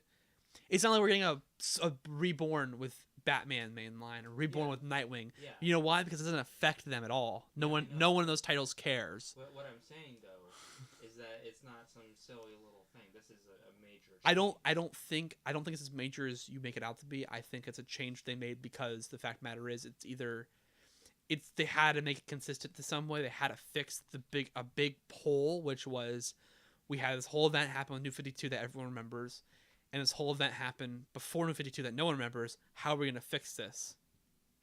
It was brilliantly done. Don't get me wrong. It was brilliantly done. Very smart. Well done. Very, very, very well thought out. I don't think it really only affects a super family. It implies that there's more going on here. That someone is manipulating it, has manipulated the situation to make it like that. but that's been going on in every book.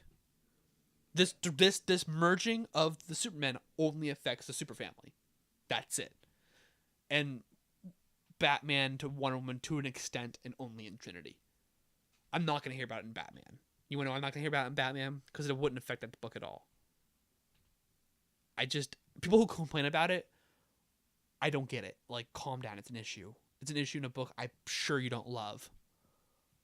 Like, other than Superman in action. You're fine. Just read it. If you don't want to read it, then skip it. Yeah. Calm down, people. I've been having the same problem you have been saying this. I'm like, I don't like it. Why are we focusing on this? I'm like, if this was Batman, you'd be fine. You wouldn't care because it's Batman. Just let Superman have his day right now, okay? This is for the Superman fans who like this kind of stuff. Just calm down. Yeah, who were like, I mean, people forget, Batman had a pretty solid New 52. I don't think it was as good as everyone makes it out to be, but it had a solid New 52. Superman didn't at all. Action and mainline were just hard to read. Within one volume of both, I'm like, nope, closed, done. I'm not dealing with nonsense. The Morrison stuff was cool. It was fine. Well, anyway, we got Wildstorm #3, and it's written by Warren Ellis and art by John Davis Hunt. We get Grifter in all of his Grifter glory. I loved it. It was great. It's so cool, man.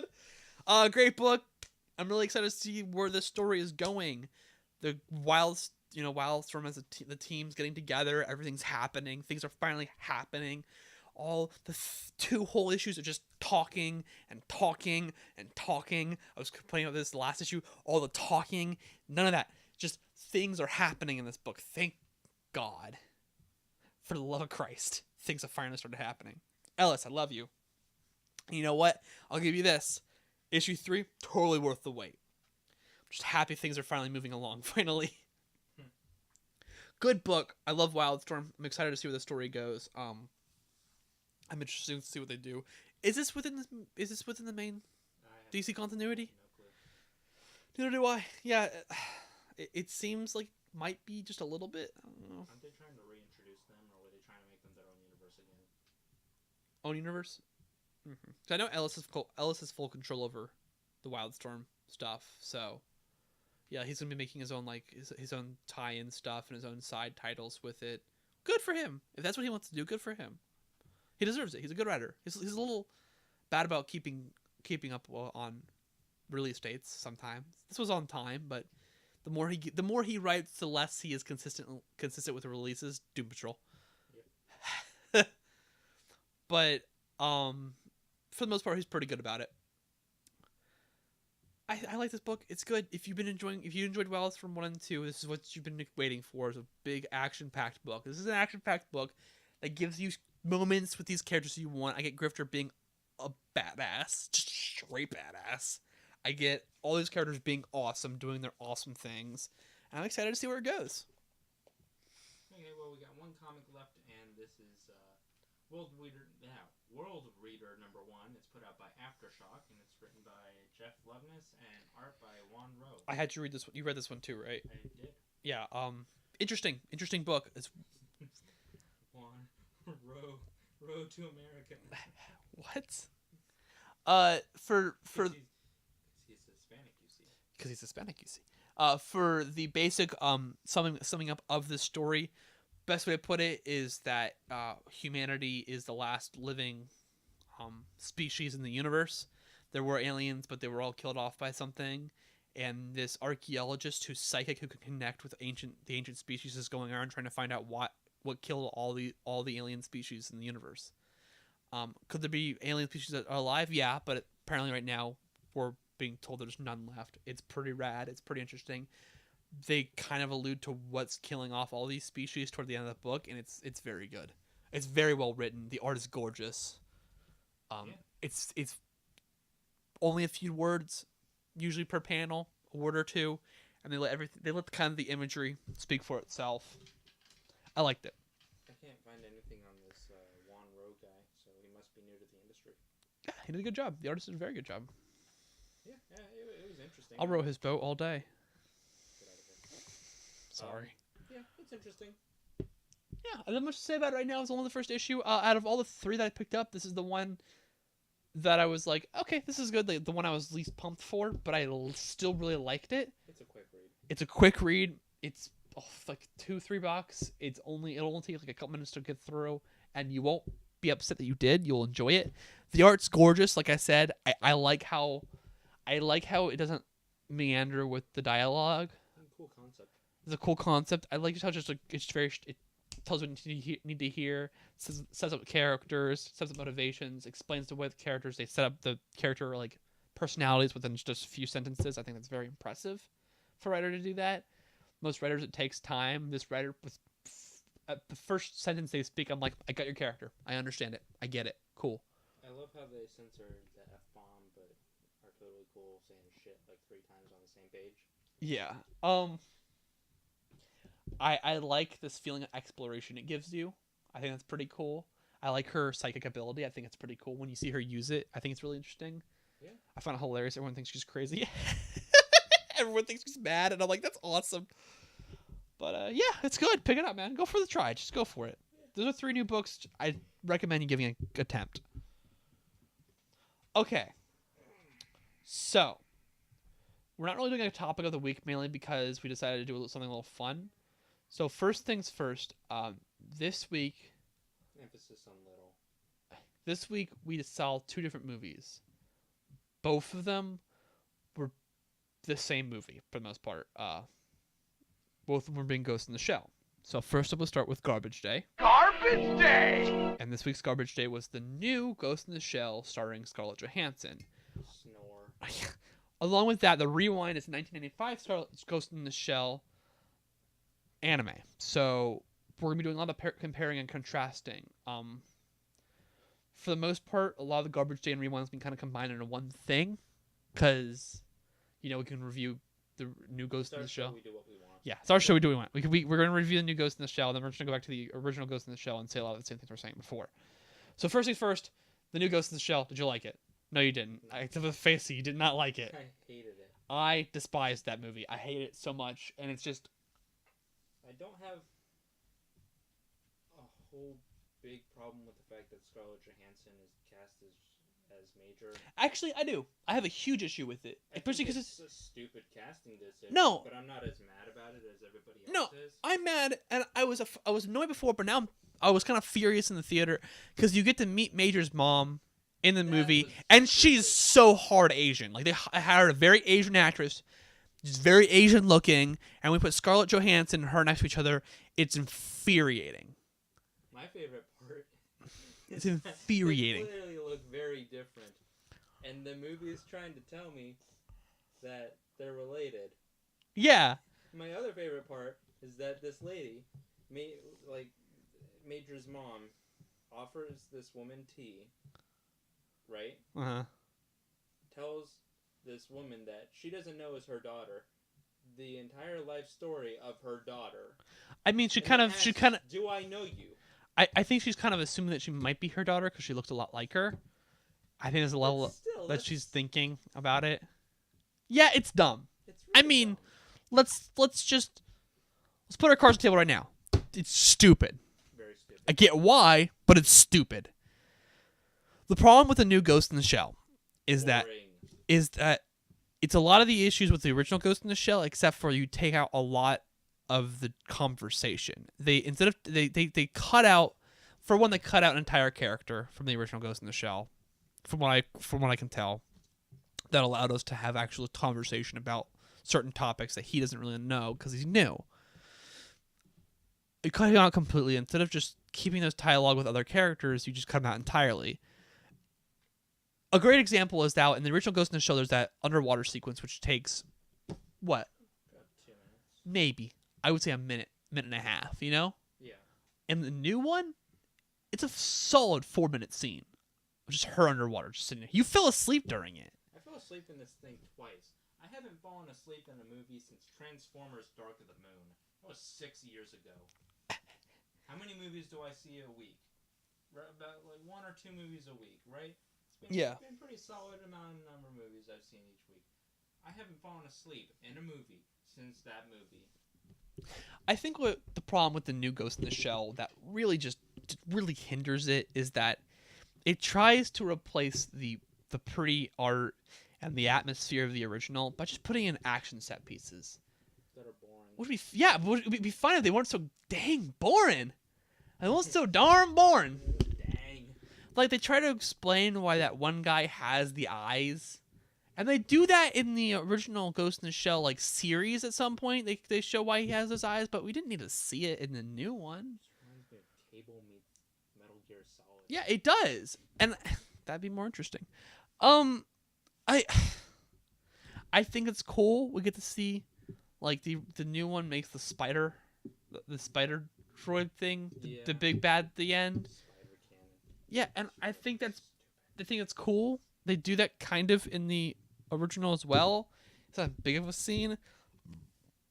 I think it's cool. I just think for the new one, it's just dragged on way too long. The pacing in this film is horrendous. But then again, that was kind of the issue with the original Ghost in the Shell. It has poor pacing, and it's kind of slow and trotting and boring. Yeah, but I shouldn't have that. Oh, wow, we're already in the third act moment. Because I had that. I shouldn't have that. Like, they started going up against that spider thing. I'm like, all right, cool. We got a mini boss before the final baddie. Oh, And this is it. then you realize how long it's going. You're like, oh no, this is it. This is the movie. Oh, yeah, it's very underwhelming. It's very underwhelming. For a cast that should have been interesting, it just came out as boring, trotting, slow, unoriginal, uninspired. Scarlett Johansson was boring in this film. Yeah, absolutely. No emoting at all. Nothing about her performance was very stunning or anything at all. I don't. Completely miscast. I'm getting to a point now I understand why they're casting her for anything. Because she sells? Anything. When she's playing Black Widow, she does fine, but anything else that she's in, she's just such an uninspired actress. I've never really cared for her. It feels like she's quit, honestly. It just feels like she doesn't care anymore. Like, the last time I saw her in a movie that wasn't, a Marvel property that I really liked, that she was really good in, was Was it Silver Linings Playbook? No, that was Jennifer Lawrence. That was Jennifer. Where she's the AI. Lucy. Not Lucy. The movie was terrible. No. She's not an AI in Lucy. She's a person still. No, she plays the AI that falls in love with the guy, and the guy in the AI. Oh, her. Her, that's what it's called. That's the last time I remember Scarlett Johansson being an interesting actress and doing really well. Yeah, her was a fantastic film, and she was one of the best parts of the film. Was just she's very interesting. She brings that character to life, and I just feel like I love that movie so much. It's so much fun. I just feel like that it feels like because she doesn't care anymore. She's just doing everything for a paycheck, and I'm like, you can kind of tell because she just doesn't seem very interested in this. I couldn't get behind this main character. Absolutely boring. Also, can we talk about the 3D? Go ahead. Okay, so due to time constraints, I had to do some stupid event for my job or whatever, and it set us back by an hour. Mm-hmm. So we couldn't go see a 2D showing of Ghost in the Shell. So unless we decided to go see it another day during the week, which wouldn't have worked because I had work on Wednesday. It would have been difficult. It would have been really tight. Yeah. We're just going to go see it in 3D. Uh-huh. Like, we got free tickets, so it's not like it's, extra money coming out. Yeah, it's not like we're wasting any money. It's a good thing the tickets were free, because I feel like I got ripped off. When I go... Okay, I've never understood the appeal of 3D. Like, if you can do it well, like, fine, good on you. There's some stuff that I've seen where it's implemented rather well. But I think it's a really stupid, cheap gimmick. There's only one film that I've ever seen in 3D that I thought was worth seeing in 3D, and that was the Avatar movie. Yeah. I thought, and I know a lot of people make fun of me for this all the time. I liked that movie a lot, and I'm not one of a lot of people like saw it and they're like, oh, I love this movie's cool, and then when people started talking about it and like reviewing it and whatnot, people kind of abandoned the film when people were like, it's not cool to like Avatar, so we're not gonna like Avatar anymore. You know what I mean? It's like it's not cool to watch. It's like how the whole thing with Star Wars: The Last Jedi. So currently, it's not cool to like the trailer. Yeah. But that's how I feel. A lot of people do with Avatar. Like, I still think that movie is very interesting, very fun. I've watched it. I've watched it multiple times. I don't think the characters are bad. I just think they're just okay. That when I say I think the 3D in that film is genuinely stunning. Yeah. Is genuinely it feels like they put the time into it. The problem is that no one else does that. Yeah. And this film is the biggest. The 3D glasses don't put it in 3D. They put it. They put what you can. There are minutes on end where there is nothing 3D on the screen. It's nothing 3D on the screen. But if you don't have your glasses on, it's fuzzy. Yeah. Because instead of making. Glasses are just for the definition. Yeah, and it's so stupid. Standard with a film. It's so stupid, and it's just so underwhelming, and it's just so frustrating. Like I was going back and forth, and like glasses on, glasses off. Hey Bean, take your glasses off right now. Yeah, and I did that. I'm like, oh my god, it's just for the definition. I was shocked. I'm like, what are you doing? Why make this 3D? Why? My favorite thing though is there was one bit where they made the text 3D. Oh my god. Because that really I rolled my eyes so hard. They were just like, oh my god, whatever. It's just so self-indulgent. That's how I would describe this film. Self-indulgent, self-important, just absolute garbage. Yeah. And I feel like the original is a bit self-indulgent, but at least at least it's interesting to a degree. At least the music is really good and the world's really fascinating. Yes, the original is very slow. It's very slow. Not as slow as this thing. God. Yeah, and it's very trotting, and it's a little full of itself, and it's a little self-important. But at least it makes an attempt to do something good. And like I always said, I don't like Ghost in the Shell series. I appreciate it though. I've seen them all because I've always tried to find something to grab onto that I really enjoy. I never could, but I've always appreciated the philosophical attempt that the original Ghost in the Shell did. This movie just took that out. Just completely stripped that. Just stripped it of any form of philosophical or any deep thought at all and produced it. And unfortunately, it feels like that. It's very boring and very slow. Yeah. And this film has no right to look as visually great as it does. Yeah, it's very visually stunning at times. Really cool pieces in there. And there's a lot of good shots. A lot of good shots. Yeah, I'm like, you don't deserve this movie. I don't know. It feels like they put Scarlett Johansson in this role because they knew the film wasn't going to be good. You deserve the cinematographer for The Shack. That guy deserves a medal. Just the worst. This movie sucks. Don't go see it. All right. Not even drunk. Not even as a joke. Yeah. Not once. Not ever. Now we've been talking about it a few times, but now let's focus a little bit more on our rewind, which is the original Ghost in the Shell. Rewind. For the most part, we've said our piece about it, how we feel about it. Is there anything you wanted to add? I fell asleep in this one too. Yeah, it's boring. I hate it because I know one of our fans was like, "Yeah, you're gonna do that? You're gonna watch it?" We're just like, "Yeah." The new Ghost in the Shell got to the point where like it was the worst thing that we hadn't already seen. So we're like, all right, let's do it. And then I decided, it'd be fun. Let's do the original let's do the whole compare and contrast. And then I watched the movie, and I realized when watching the movie, I'm like, I mean, the original's better, but it's better because it's better because it doesn't add all this nonsense, and it adds more. It keeps the important dialogue, and the ending is super mentally. You're like, whoa, what? But the problem with the original is it's a problem with the Ghost in the Shell series in general. It's boring. It's so boring. It's interesting, but when nothing's happening on screen and it's just the visuals, you kind of fall asleep. When I saw you fall asleep, and I'm like, I could wake him up, but I know nothing's happening right now. I know nothing he's gonna miss. Nothing important is gonna miss. And then the ending started happening. I tried to wake you up. You looked at it a little bit. You watched a bit of it, and I can tell you were not there. No. You were not there for it, and I don't blame you. I don't blame you. I don't. I don't hate the '95 version. Like, there's a lot to appreciate. You know, There's a lot. It's a lot. You told me this is like the big adaptation. Like, this is like the first. No. This is a big deal because the manga was super popular, and this is a very good adaptation for the most part of that manga. So I think parts of it at least. Like, this is the quintessential adaptation then. No, because all the series kind of put together, plus the manga creates this really dynamic world. Okay. It's a little more complicated than that, but for the most part, this is a good This is a good first starting point. This is a good solid foot in the ground. I think other material later gets a little better, but I always kind of come back to the original, saying that there's a lot of stuff going on here. Like the ending of this movie, the implication of the ending is always very interesting. And it's always very compelling. The whole like the two cyborgs create a new being, so it kind of melds the idea of what does it mean to be a human and machine. If machines can create life, then what does it mean to be human? Because at that point, like once that happened, you realize there's nothing. Well, that debate was ended with robots. That scene where they make the baby in the 20 minutes of the film.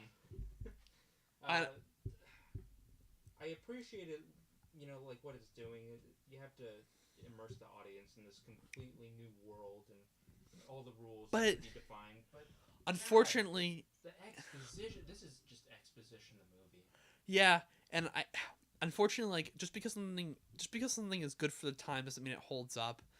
Great examples is I don't think Legend of Zelda: Ocarina of Time holds up at all as a game. I think it's terrible in hindsight. Doesn't make its importance to gaming any less. It doesn't. It's still just as important to gaming as it'll ever be. It's like Super Mario 64. Super Mario 64 in hindsight, it's not very good, but for what it did for the time is super important, and it can never be taken away. More relating to film, A New Hope, as a film, it's just okay. Like I think we all admit, A New Hope is just an okay film. Does not take away how just monumentally important it is to film history. Same thing with Ghost in the Shell. Ghost in the Shell is not necessarily that great right now, but for when it came out and what it did for like what it brought a lot of people in and what it did like philosophically and how interesting it was at the time, it's important for that reason. Doesn't mean it holds up very well. No. The animation is rather stilted. They all kind of move their mouths like puppets. No, it's just anime. Like Kermit the Frog. Everyone should know that Mario's not... I'm not a weeb. He's not me. The voice acting is god-awful. Yeah, I was debating whether I should show you the sub version or the dub version, and then I like watched part of the sub version. I'm like, oh my god, I forgot. It's terrible both ways. And I'm like, the dub version's fine. And I just decided that because I kind of knew you'd fall asleep. Yeah, I'm kind of predictable that way. Yeah. The eyes freaked me the hell out in this. Like they're all like large, and they have like this just dead stare. They don't blink. The eyes don't move at all. They just stare. Yeah, Jesus. 90s anime was a lot of that. And I had I don't rewatch a lot of 90s anime for that reason. I'm like, oh my god, it's hard to look at. Yeah, I appreciate what it was trying to do. It's just not for you. It's not for me. Yeah. Ghost in the Shell it's got an interesting premise, but it's not for me. Yeah, I think that's fair. Well, guys, that concludes episode 27 of Collectors Coalition. I hope we didn't upset anybody in this episode. It was an awful lot of us trashing on things people love. That's what we do. So we're here for. But reminder, we still love you. Even if you hate us, we love you. Sort of. Might be a weird relationship now. Kind of like one-sided. We'll work. We'll get you back. As always, guys, it's been a pleasure doing this. We'll see you all next time. I quit. Another week, another episode of Collectors Coalition, a Magnesium Studios production. Prolonged exposure to this podcast may cause the following side effects. Visiting our website at collectorscoalition.com. Listening to us on SoundCloud, PodOmatic, and iTunes. Subscribing to our YouTube channel. Following us on Twitter at Collect Coalition. Following us on Instagram, Tumblr, and Facebook at Collectors Coalition. Bouts of extreme depression. Uncurable explosive diarrhea. Not being able to grow up past the mental maturity of a 3-year-old. But in all seriousness, thank you for listening, and we love you all. And remember, stay nerdy, my friends.